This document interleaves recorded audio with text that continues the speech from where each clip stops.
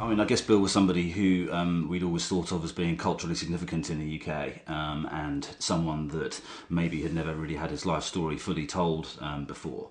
So it seemed like that was a subject which was a really interesting one and ripe for re-examination. We've got around 100 hours, but we found out more recently that there's even more than that. Wow. What's interesting is that there are lots of overlapping performances, so his material evolved. Although he was prolific, it evolves relatively slowly. So you see the same routines done in slightly different ways again and again.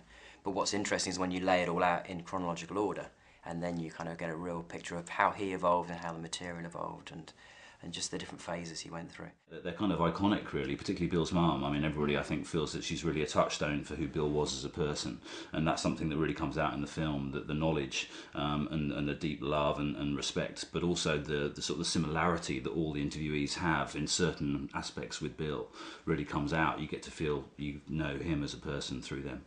But what happens is when you're interviewing people, very quickly you dive in deep straight away, and you get to know people so quickly. So we spent 3 days with each person, interviewing, and so with the family, you're interviewing them about the life and death of their son. I was, like a lot of people in the late 80s, early 90s, I was a student and had kind of come across Bill, just heard about him. He was this kind of whirlwind who'd sort of come over from the States and had ripped up Edinburgh, and was someone that suddenly everyone was very aware of. I discovered him, long after he'd died. There are two kinds of experience, either people who knew about Bill when he was around or people who discover him later. Yeah. And the reaction I had and that we get everywhere is, how did I not know about this guy?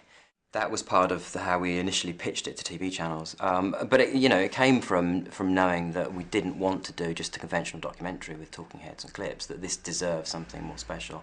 We also knew that there were hundreds and hundreds of photos of Bill. Bill was one of those people who kind of had a sense that he had a life that would want to be explored, not because of arrogance, but just because of what he was doing, and that he felt that he knew instinctively it was something that people would be wanting to explore, and we were lucky enough to come across that treasure trove.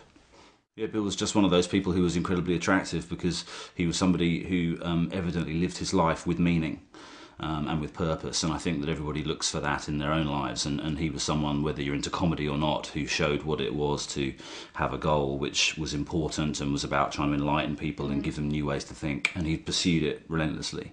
So I think that's a really interesting takeaway from it. It's not just about whether you know comedy or not, it's actually about what it means to live a life with meaning, which I think is something everybody's looking for.